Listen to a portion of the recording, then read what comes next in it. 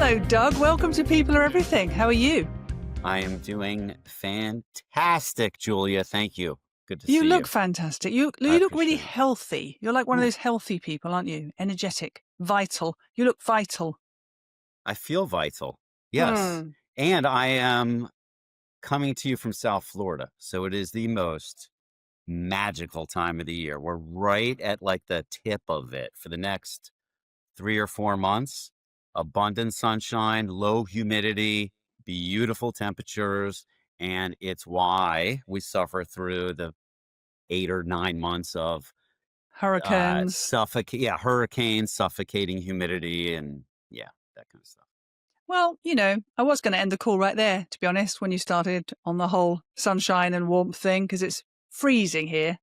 But actually, I'll let you off with that. You saved it with that second half. Well, I'm going to bring the explanation. sunshine Please. to the UK today. Yeah.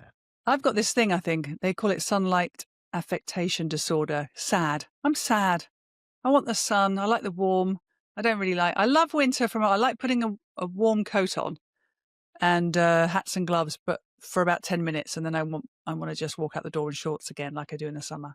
Can we riff off, or what's the... Yeah, you can do what you like. Because when you just said that brought me back decades.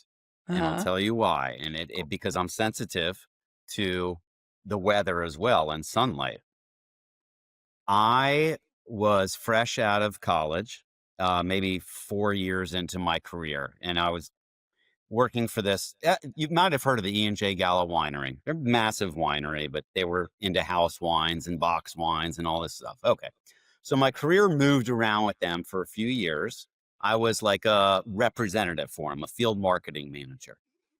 My boss comes to me one day. I'm living in Atlanta at a massive distributor there, and I was the Gallo guy in the distributor. And he says, "Doug, there's a great opportunity." I said, "What's that?" He said, "I think you're going to be great for this one." I said, "All right, Ryan." His name's Ryan. Tell me what. He said, "Well, the winery is expanding their portfolio internationally. And we have a great guy in Sweden, but we're looking to expand within the Nordic countries.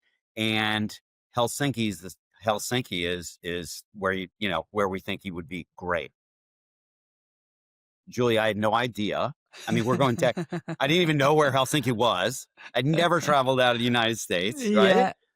Yeah. But I took this leap of faith because I was only responsible for myself at that time. I was in my 20s, I guess.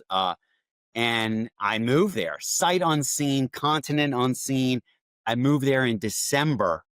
Oh, ouch. Exactly. I was not prepared for 3 hours of sunlight a day for an extended period of time. That was my first introduction, and it was rough. Oh. I read somewhere the other day that there's I'm going to get this wrong because I do retain lots of information, but sometimes I don't. And it might be Alaska, it might be Greenland, Iceland, places like that. Probably Greenland, where they have 62 days of darkness that are about now. No sun at all. The 62 days. Oof. I couldn't do it. I couldn't do it. Well, listen, I'm glad you're in your spiritual home now and you're getting the sunshine you obviously crave.